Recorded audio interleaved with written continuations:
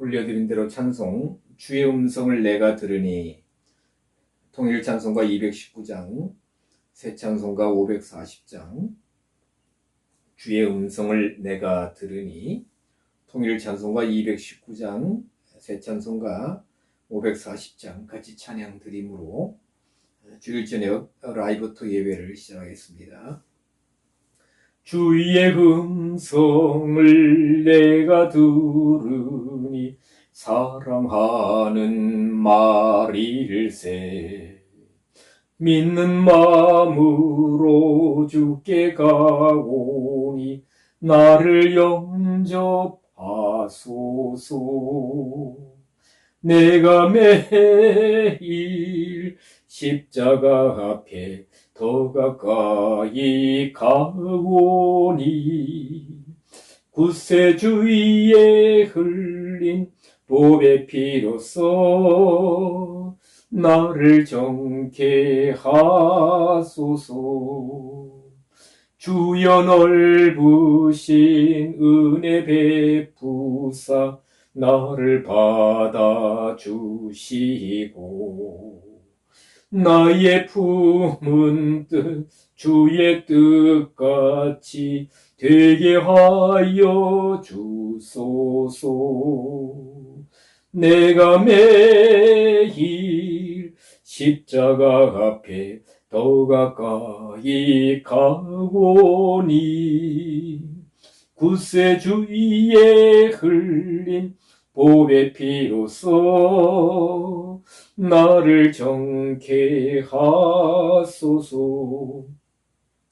주의 보좌로 나아갈 때에 어찌하니 기쁠까. 주의 얼굴을 항상 뵈오니 더욱 친근합니다. 내가 매일 십자가 앞에 더 가까이 가오니 구세주의에 흘린 보배 피로써 나를 정케 하소서.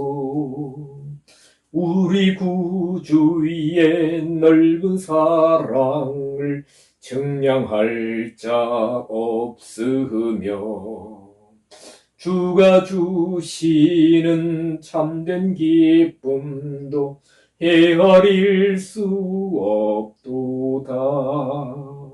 내가 매일 십자가 앞에 더 가까이 가오니 구세주의에 흘린 보배 피로써 나를 정케 하소서.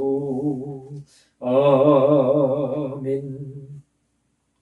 하나님 말씀 지난주에 이어서 요한복음 4장 15절부터 18절까지 말씀, 요한복음 4장 15절부터 18절 말씀, 계신 곳에서 성경을 펼쳐보시든지 아니면 휴대폰으로 검색하셔도 됩니다.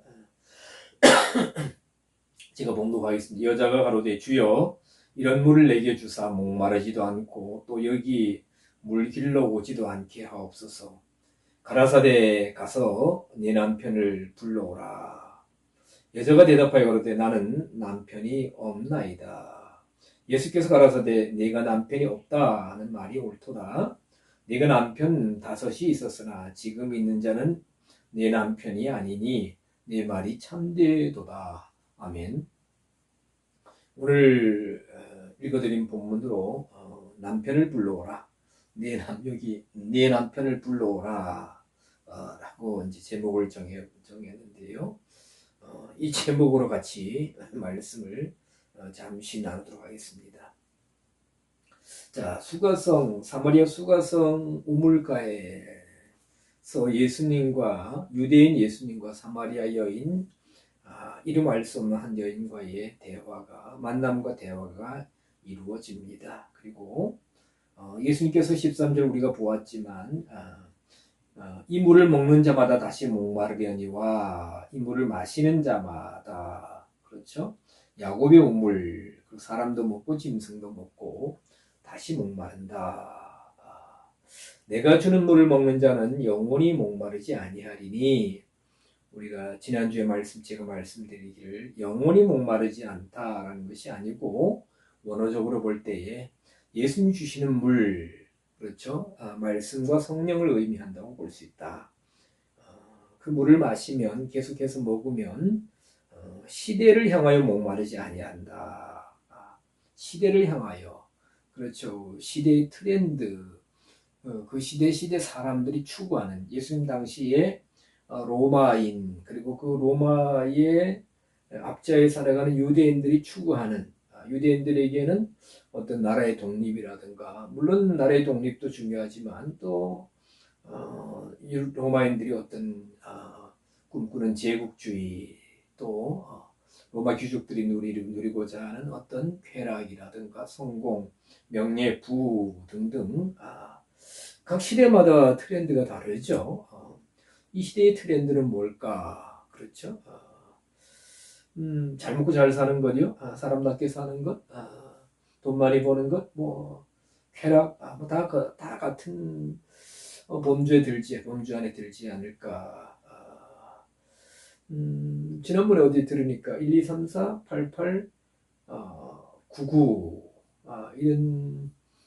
이런 말로 이제 시대 사람들이 이렇게 그렇게 이제 그런 말이 유행한다 많은 사람들 사이에 하루 이틀 아프다가 3, 4일 안에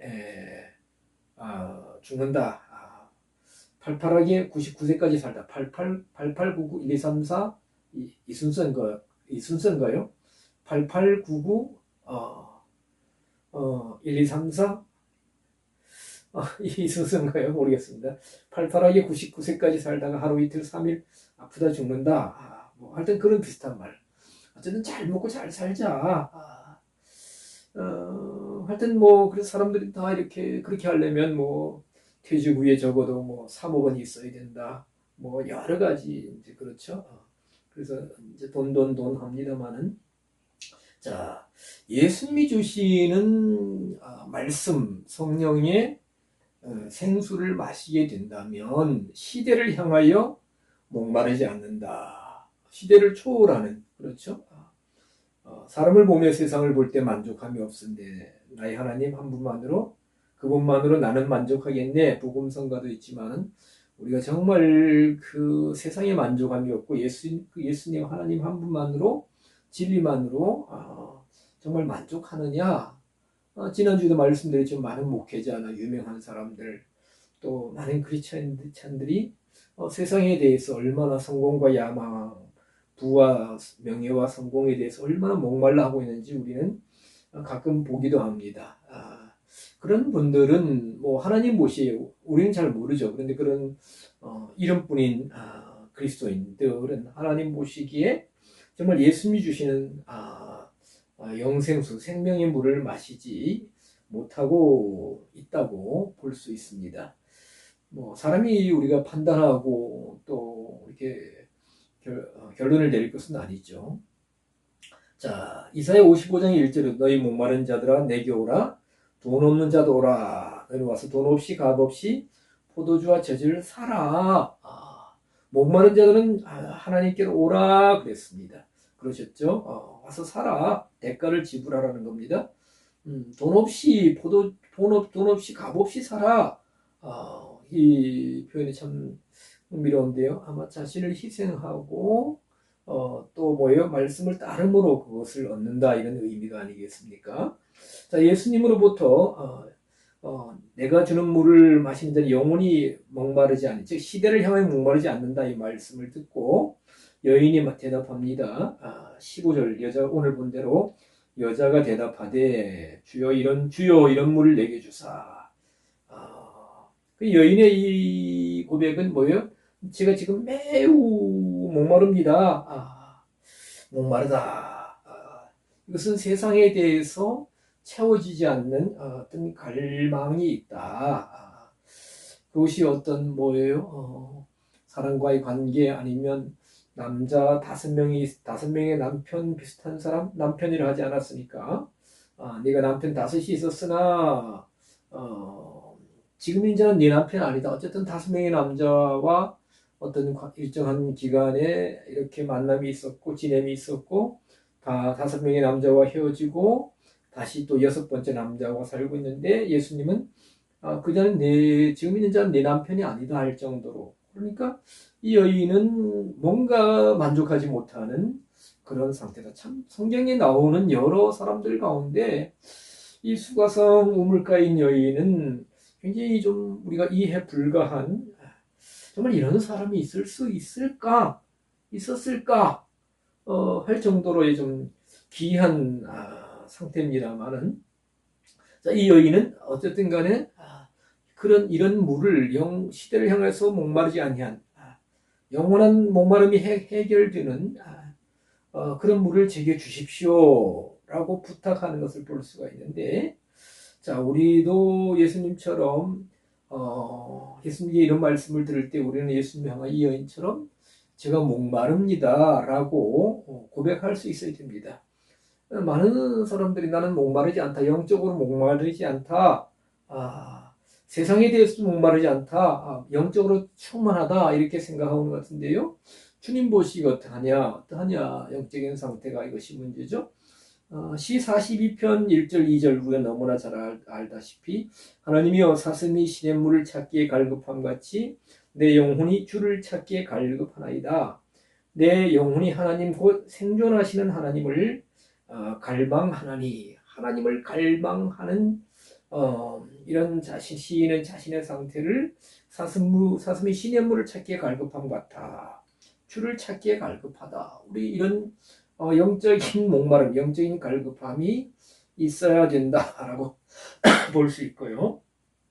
자, 목마름은 크게 두 부류로 볼 수가 있죠. 세상적으로 목마른 것, 명예나 부나 성공이나 쾌락에 목마른 사람들, 그렇죠. 그래서 인생을 즐겁게 살려면은 뭐 그냥 날마다 즐겁다 하면서 사는 것이 아니라 좋은 음식을 먹고 좋은 차를 타야 되고 또 뭡니까? 또 좋은 이런 일상생활을 유지하는 데 필요한 어떤 것들을 구입해야 되고 그렇죠. 그리고 좋은 곳으로 여행을 다녀야 되고 국내뿐만 아니라 해외까지 다녀야 되고 문제는 뭐니 해도 money라는 거죠. 그래서 이런 세상적인 것에 목마른 사람들이 있고 성경적으로 볼 때 영적 목마름 진리와 은혜와 하나님의 사랑을 하나님의 뜻을 깊게 알아가고 하나님 안에서의 만족을 누리고 더 채우기를 더 갈급해하는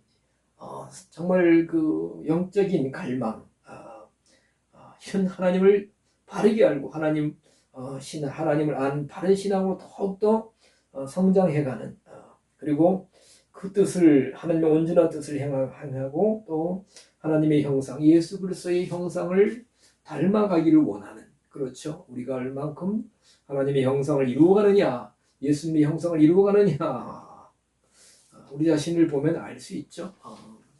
우리 다 주님 앞에 부끄럽지 않습니까? 그러면서 여인은 목마르지도 않고 여기 물길로 오지도 않게 없어서 이 여인이 생각하기에는 예수님 어떤 특별한 신기한 목마르지 않는 영원한 목마름이 해결되는 그런 물을 주면 다시 목마르지 않을 수 있습니다. 여기 물길로 오지도 않아도 됩니다. 이렇게 예수님께 말씀드린 것을 볼 수가 있습니다. 자, 예수님은 물을 주신다. 어떤 물요? 생수를 주신다. 시대를 향해서 목마르지 않는 목마름이 해결되는 물을 주신다. 그런데 이런 예수님과 사마리아 여인과의 대화 중에 목마름이 해결되는 그런 물을 주세요. 그런 물이 가지고 계시다면 저한테 주십시오. 그러면 제 문제가 해결될 게 아닙니까? 저 주세요. 라고 여인이 예수님께 부탁을 드리는데 예수님이 우리가 생각하기 뜬금없게 16절 가라사대 가서 네 남편을 불러오라. 원전에 보면 가서 내 남편을 이리로 이리로 불러오라 할 때 이리로라는 이런 뭐 단어가 빠져 있습니다. 생략되어 있습니다. 번역이 안 되어 있는데 내가 가서 내 남편을 이리로 불러오라. 그러면 아니 생수를 달라는데 남편을 불러오라 이것이 무슨 의미냐? 예수님이 동문서답 하시느냐? 이제 우리를 의아하게 만듭니다. 그래서 다른 분들은 이 부분을 어떻게 해석을 했을까 하니까 옛날 80년대 후반에 나온 QA라는 주석이 있습니다. 아주 간략하고 이제 또 좀 명료하게 이렇게 그 성경의 어떤 구절들을 이제 질문과 대답식으로 이렇게 기술해 놓은 정리해 놓은 QA 주석 아주 쉽습니다. 평신도들도 처음 신앙이 성장할 때는 이런 QA 주석이 좀 많이 도움이 될 거예요. 기독 출판사 옛날 강병도 목사님이 저술을 하신 건데 그래도 이게 굉장한 대작입니다만은 거기에 보면은 뭐 지리적인 또 역사적인 또 뭐예요? 또 여러 가지 시대적인 배경이라든가 또 여러 가지를 좀 많이 성경 전체의 많은 부분들을 좀 자세하게 이렇게 기술해 놓았습니다. QA 주석이 있습니다. 지금은 모르겠어요. 이게 발행이 되는지. 그래서 QA 주석을 살펴보니까 가서 내 남편을 불러오라 라는 예수님의 말씀은 여인의 내면의 아픔을 노출시키는 것이다. 그렇죠. 사실 우리가 인생을 살아가면서 한 남자, 한 여인, 한 가정을 이루어서 살다가 뭐 옛날 어른들 말씀대로 100년 해로한다. 전 그렇게 할 수도 있고요. 요즘은 뭐 또 이렇게 좀 의견이 충돌되면 많은 분들이 이제 이혼을 하십니다. 그래서 뭐 돌싱이다 이런 표현을 쓰다가 다시 또 재혼을 하시기도 하는데 뭐 인생 그런 다 사정이 있고 또 가치관이 있으니까 물론 우리가 어떤 가정이든 다 존중해 드려야 합니다만은 이 여인은 뭐예요? 남자 5명 살다가 헤어졌다. 6번째 남자와 살고 있다. 이 당시에 굉장히 좀 이렇게 여러 사람들에게 어떤 뭐예요? 부도덕하고 어떤 또 인정받지 못하는 부분들이 있었을 것입니다. 그리고 뭐 부부간의 사정은 부부밖에 알 수 없다고 그러지만 어쨌든 이 여인의 내면의 아픔을 시키고자 합니다. 그리고 그 사실을 시인하게 하고 과거를 밝힘으로 죄에 대한 깨달음을 갖게 하려는 것이다. QA 주석에. 그리고 그런 여인이 그런 상태에서 그리스도 자신에 대한 호기심을 갖도록 하기 위해서 내 남편을 불러오라 라고 했다라고 QA 주석은 이렇게 해석하고 있습니다.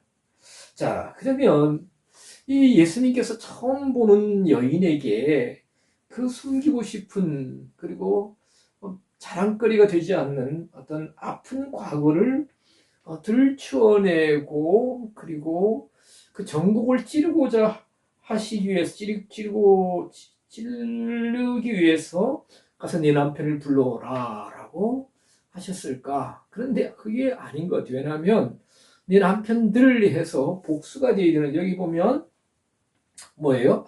남편 여기 아내르라는 단어인데요. 단수로 되어 있습니다. 남편, 단수. NAMS 해주 명사, 목적격, 남성, 단수입니다. 아내르. 아내르. 아내르의 뜻은 신약 성경에서 사람을 뜻하는 단어들 가운데, 헬러 단어들 가운데 대표적인 단어가 안드로포스입니다. 안드로포스는 일반적인 남자입니다. 그냥 저 어떤 한 남자가 지나가네요. 저기 뭐 처음 보는 사람인데 남자예요 할 때 안드로포스 사람. 성경에서는 그 사람 할 때 구약에도 그렇고 신약에도 그렇고 남자를 사람이라고 합니다. 여자는 사람이 아니냐? 여자는 여인이라고 그럽니다. 그래서 지금은 참 그렇지만 옛날에는 좀 이렇게 차별 구분을 두었다. 뭐 다음 시간에 말씀드리겠습니다. 그래서 우스갯소 여자는 사람도 아니다. 그럼 뭐냐? 뭐 인권이 없다는 얘기가 아니죠. 근데 성경은 남자와 여자를 구분한다 이렇게 봅니다. 자, 그래서 아넬르는 그리고 아넬르는 뭐냐? 뭐의 개인적인 남자로서의 사람이다. 즉 어떤 내가 잘 아는 사람. 그래서 아넬르는 동료, 남편, 그렇죠? 어떤 시 이런 뜻도 있다고 합니다. 그런데 신약 성경에서 아네르가 시라는 뜻으로 뭡니까 해석된 번역된 곳은 제가 살펴본 대로 본 적은 없습니다. 살펴본 대로 하면 그래서 아네르는 잘 아는 사람입니다. 관계성이 있는 사람, 개인적인 관계성이 있는 사람을 아네르 그리고 일반적인 남자는 뭐요? 안드로포스입니다. 그렇죠?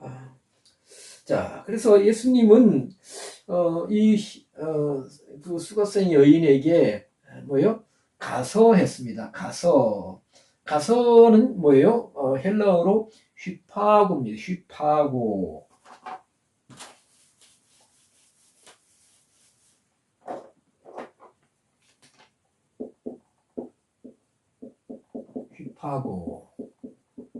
이 휘파고는 신약 성경에서 가다 오다를 뜻하는 여러 헬라어 단어들 중에 하나인데요. 굉장히 중요한 단어죠. 스스로를 아래로 이끌다. 스스로를 아래로 이끌다. 낮은 마음으로 겸손한 마음으로 이렇게 가라는 겁니다. 가라.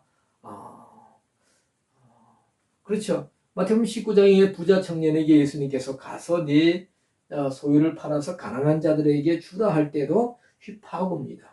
그러면 이 뭐냐면 마태복음 19장의 부자 청년에게도 그리고 지금 요한복음 4장 그 수가성 우물가에 물기는 여인에게도 예수님을 만나서 지금 대화하는 가운데 자기 자신의 실체를 깨닫고 낮아진 마음으로 가라는 겁니다. 휘파고.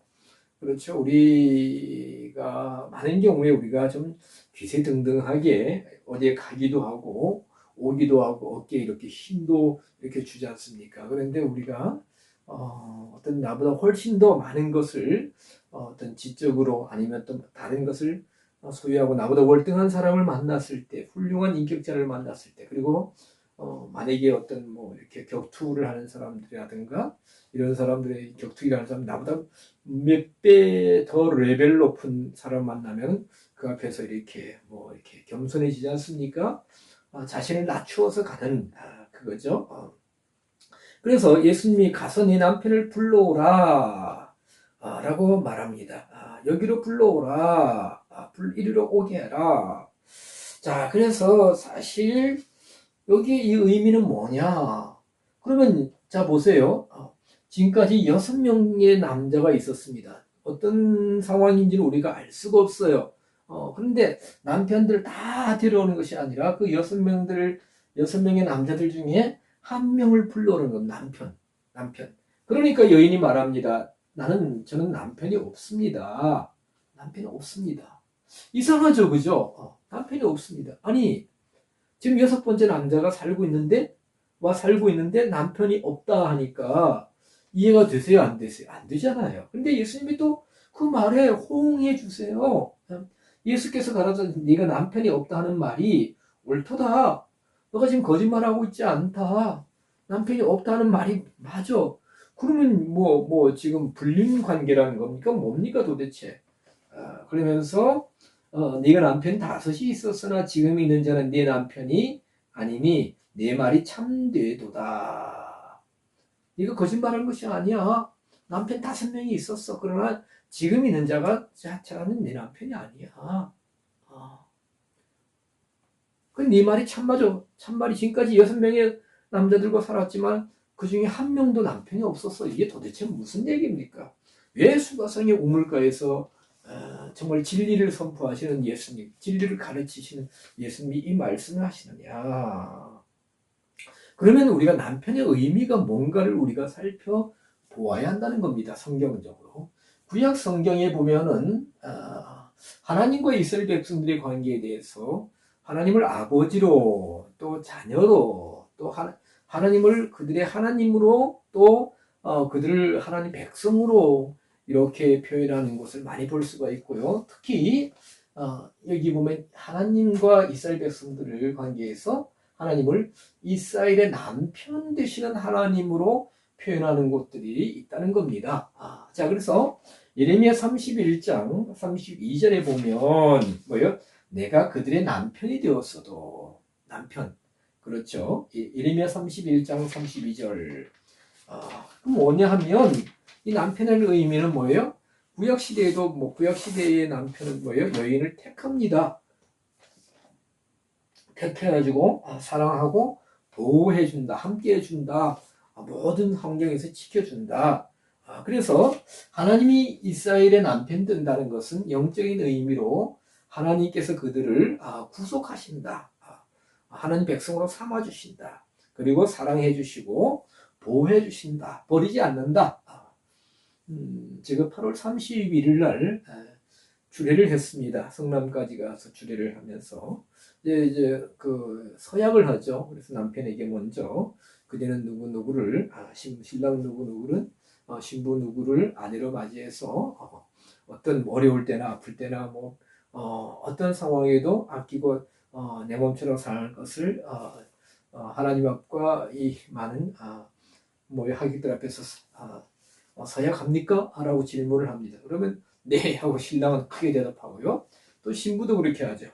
신부 누구누구는 신랑 누구누구를 남편으로 맞이하여 이렇게 서약합니까? 그때 이제 신부 네 해가지고 다 웃었습니다. 아주 애기 같은 목소리로 네 했는데 다 웃었습니다. 동영상을 아직 안 받았는데 요즘 동영상을 잘 안 찍는다 그래요. 자, 호세아 2장 16절 20절에도 보면 호세아 선지자와 고멜은 음탕한 여인이죠. 호세아 선지자 에게 와서 시집 와서 자네를 셋 낳았는데 다시 이제 다른 남자에게 갔죠. 그런데 호세아 선지자의 하나님은 가서 음탕한 여인을 곡식 얼마를 주고 다시 사오라. 그것은 뭐냐 하면 뭐예요? 선지자는 하나님의 사람이고 정결한 사람이고 영적인 사람인데 음탕한 여인이라도 다시 사오라. 그것은 이스라엘 백성들이 하나님을 버리고 이방 민족과 우상과 연합했다 할지라도 내가 다시 대가를 치르더라도 다시 구속해서 사랑하고 내 백성으로 삼는다. 그런 의미죠. 그래서 호세아 2장 16절에 보면 그날에 즉 죄를 버리고 회개하고 돌이켜서 회복된 날에 네가 나를 내 남편이라 일컫고 다시는 내 바알이라 일컬지 아니하리라. 호세아 2장 19절 내가 네게 장가들어 하나님 이스라엘 백성에게 장가를 든다. 20절 진심으로 네게 장가 들리니 참 성경이 재미있습니다. 놀랍습니다. 여러분 하나님 이스라엘 백성들에게 장가를 든다. 호세아 2장 16절 이하에 보십시오. 이사야 54장 5절 이는 너를 지으신 자는 내 남편이시야. 하나님과 백성하면 뭔가 어미하시고 거리가 멀고 그런 것 같고 그렇죠. 그런데 남편과 아내와 하면 아주 밀접한 연합 하나라는 거죠. 하나. 그렇죠. 저도 집사람하고 93년도 11월 20일 날 진해에서 결혼을 했습니다. 그리고 제가 옮겨가는 곳마다 집사람이 저를 따라오고 지금은 동생과 어머님 집사님 입장에 장인어른 돌아가셨고 어머니와 동생들을 멀리하고 이 못난 사람 따라와가지고 이 강원도 이 고라댕이에서 이렇게 있는 고생 없는 고생 있는 스릴 없는 스릴 누리면서 이렇게 지지고 볶고 살아가고 있습니다. 사는 게 다 지지고 볶는 거죠. 그래서 남편과 아내는 하나가 된다는 모든 것을 함께하고 함께 누리고 가까이 있고 보호해주고 따라오고 이렇게 하나가 되는 거죠. 그런데 신약 성경에서 보면 남편 에베소서 5장 23절에 보면 남편이 아내의 머리 된다. 그래서 저도 사실 그 8월 31일 날 주례하면서 남편이 아내의 머리가 된다 라는 의미를 성경적으로 이렇게 말씀을 드리면서 주례를 했습니다. 자, 머리가 뭐냐? 남편이 아내의 머리가 된다는 거예요. 자, 요한복음 지금 4장에 수가성의 우물가 여인에게 네 남편을 불러오라. 6명의 남자들 중에 단수 남편 1명을 불러오라. 남편이 없습니다. 자, 구약 시대에도 뭐예요? 하나님께서 이스라엘 백성들의 머리가 된다는 것은 뭡니까? 이스라엘 백성들을 주관하고 주도하고 이끌어간다는 거죠. 이끌어간다는 거예요. 머리 고린도전서 여기 안 적어놨습니다만 고린도전서 11장 3절 이하 고린도전서 11장 3절 이하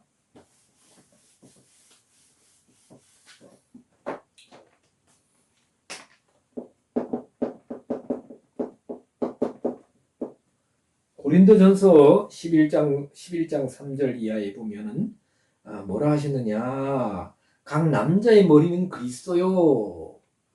각 남자의 머리는 그리스도다.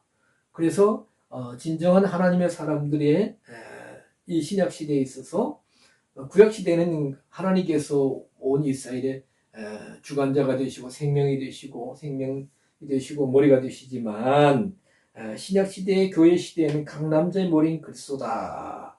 남자의 머리는 그리스도라는 것은 모든 하나님의 사람들은 그리스도의 인도하심을 받아야 된다. 그렇죠. 머리는 인도하죠. 주관하죠. 머리에서 명령을 내려서 온몸이 뭐예요? 그 명령에 반응하는 겁니다. 그렇죠. 그래서 머릿속에 어떤 생각을 가지고 있느냐? 나쁜 생각을 가지고 있으면 뭐예요? 나쁜 생각에 의해서 몸이 반응해서 좀 나쁜 짓 아니면 많이 나쁜 짓, 못된 짓을 하게 되는 겁니다. 그러나 머릿속에 선한 생각, 더 나아가서 하나님의 생각을 가지고 있으면 로마서 7장처럼 뭐예요? 의의 병기로 자기 자신의 지체를 드리게 되고 머리가 그리스도가 머리가 아니면 다른 것이 머리가 되면 뭐예요?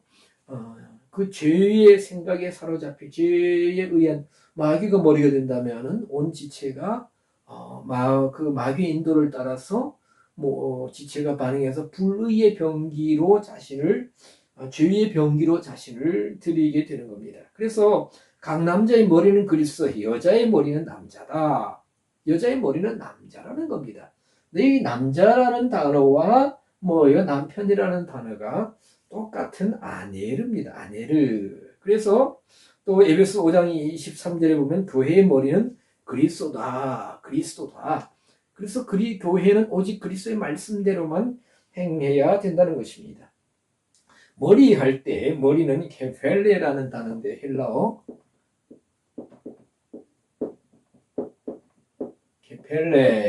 케펠레 머리입니다. 머리예요. 그래서 머리는 이끌어가는 것이다.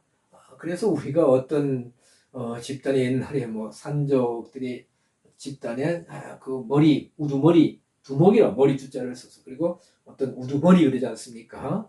우두머리 이런 그런 표현을 씁니다. 머리는 이끌어간다 이런 의미라는 것입니다. 그래서 사실 이 수가성의 여인에게 예수님이 이렇게 말씀하시는 거예요.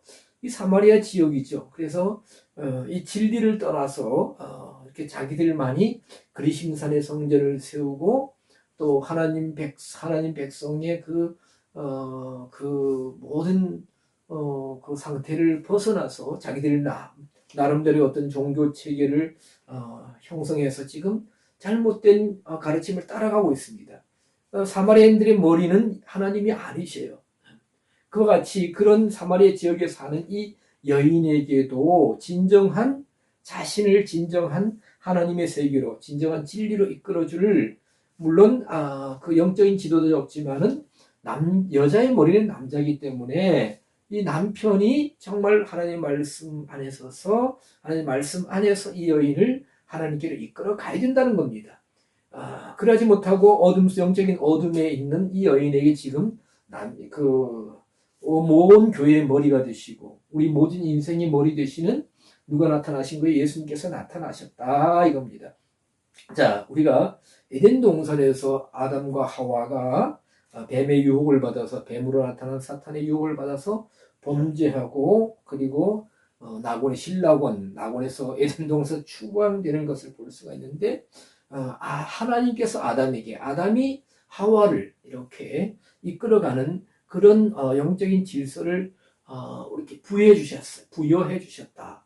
그러면 하나님께서 아담에게 나타나셔서 동행해 주시고 아담에게 말씀을 주시고 하나님 말씀으로 가르침을 받은 뭐예요? 아담은 하와를 말씀으로 인도해야 됩니다.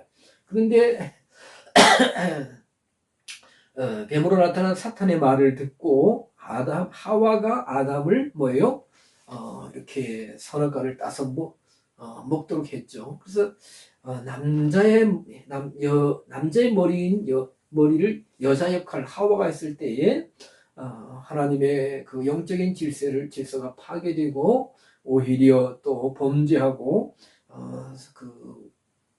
에덴 동산을 잃어버리는 추방되는 그런 역사를 볼 수가 있다는 것입니다. 그래서 사실 이 여인에게 예수님은 이런 머리로의 역할적인 의미에서 남편을 말씀하시는 것 같습니다. 제가 보기에는 처음 만난 여인에게 너 뭐 죄송합니다. 남자 관계가 아주 그냥 복잡했구나.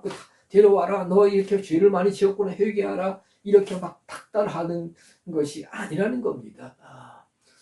처음 만난 사람에게 이렇게 막 아픈 데를 들쑤셔서 아픈 치부를 드러내고 막 부끄럽게 하고 수치감을 느끼게 하라는 그런 의도로 예수님 말씀하셨느냐? 아니라는 거예요. 진정한 지금까지 네가 여러 명의 남자가 있었지만 네가 이런 사마리아라는 하나님을 떠난 변질된 거짓된 이런 종교 속에서 살고 종교 체계에 살고 있는데 그들 중에 여러 명의 남자를 만났지만 그들 가운데 진정 뭐예요? 하나님 말씀 안에서 진리 안에서 너를 하나님에게로 깊게 인도하는 너의 머리 된 남자가 있었느냐? 남편이 있었느냐? 있었다면 그 하나를 데려와 봐라. 그 여인이 없다라는 겁니다. 진정한 뭐예요? 남자 할 때 아내를 남편 아내가 있었느냐? 그렇죠? 1, 2, 3, 4, 5 5명의 남자 그리고 n 플러스 1 지금 남자 진정한 의미의 머리 역할을 하는 사람이 없었다는 겁니다. 물론 우리가 추정해 볼 때 좀 이렇게 자상한 남편도 있었을 것이고 때로는 좀 윽박지르는 사람도 있었을 것이고 저처럼 좀 덤벙거리는 사람도 있었을 것이고 여러 사람이 있었겠지만 중요한 것은 머리가 되어서 뭐예요? 남편 구약에서 하나님이 이스라엘 백성들의 남편이 되어서 그들을 보호해주고 그들을 하나님의 말씀 안으로 인도한다. 진정한 머리 역할.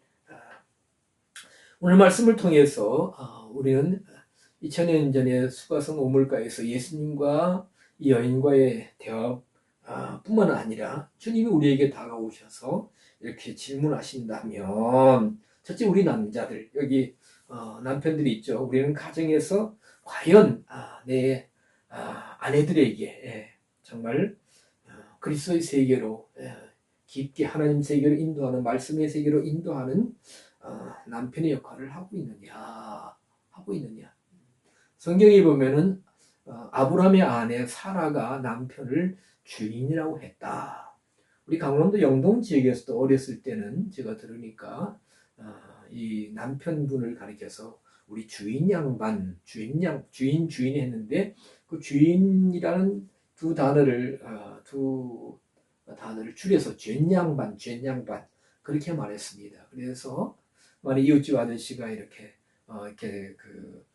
남편을 찾아왔는데 없어요. 그러면 그 부인에게 죄양반 어디 갔소? 이렇게 묻는 것을 저는 수차례 봤습니다.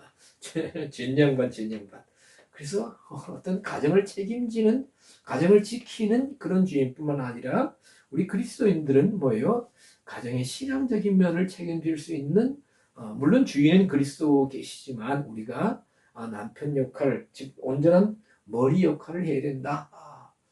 그래서 에베소서에서 아내들이 남편에게 순종하라는 의미가 무조건 순종하라는 것이 아니라 그 질서 안에서 순종해야 된다는 것입니다.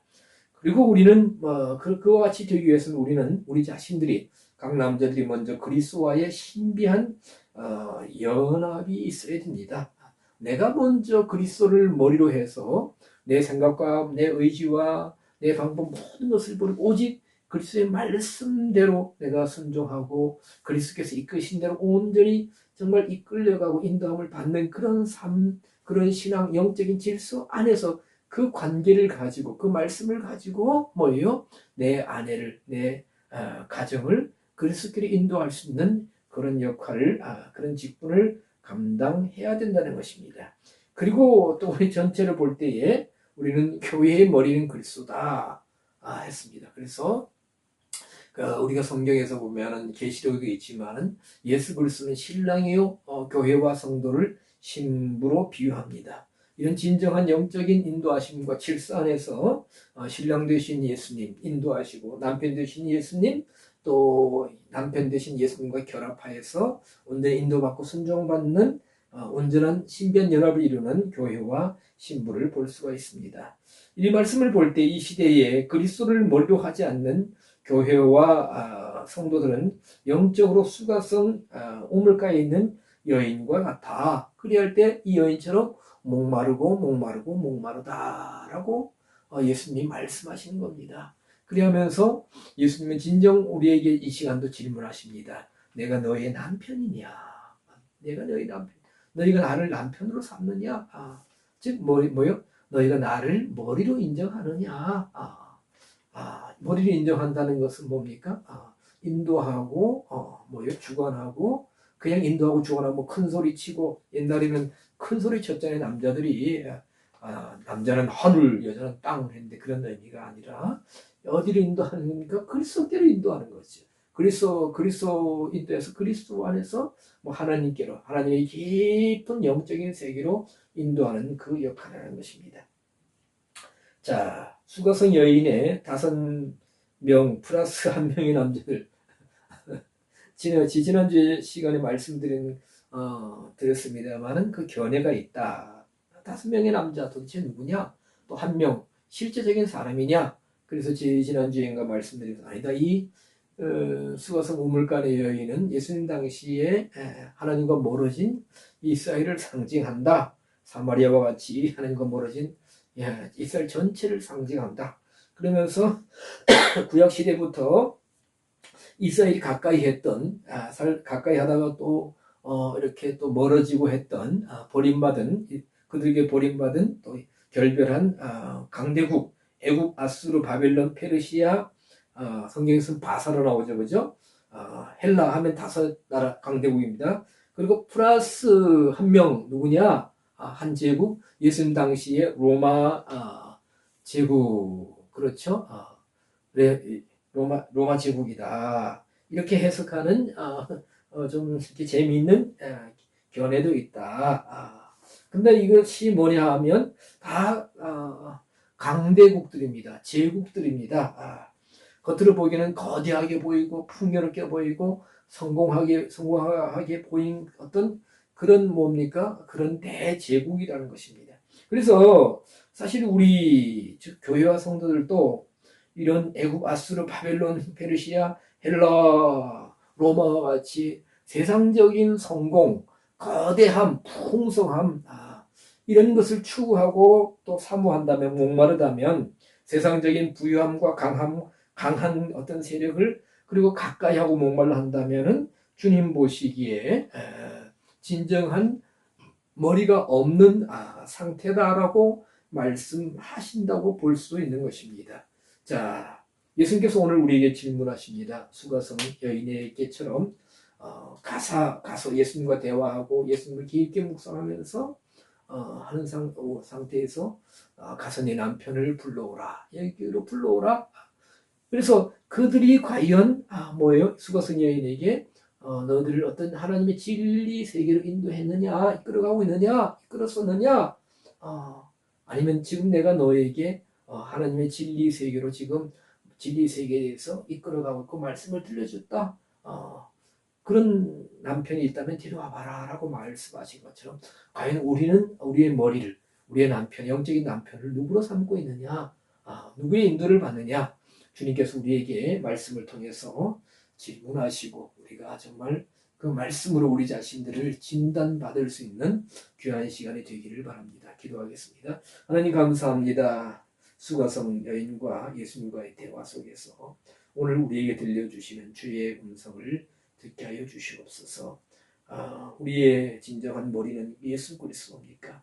아니면 어떤 세상적인 기준, 성공, 야망, 또 출세, 부, 이러한 것들이, 이러한 또 잘못된 가르침이 비성경적인, 현실적인, 혼적인, 육신적인 주장들과 그러한 가르침과 교훈들이 우리의 머리가 되지 않고 있으니까 말씀을 통해서 우리의 신앙의 현주소를 진단받게 해주시고 말씀 안에서 우리가 돌이키고 회개하여서 진정 예수 그리스도를 머리로 또 남편으로 또 인도함을 받는 우리 모두가 될 수 있도록 우리 교회와 우리 성도들이 각성하고 깨어서 말씀 안에서 진정한 돌이킴과 회복이 이루어지게 하여 주시옵소서. 감사드렸고 우리 주님 예수 그리스도를 받들어 기도드리옵나이다. 아멘.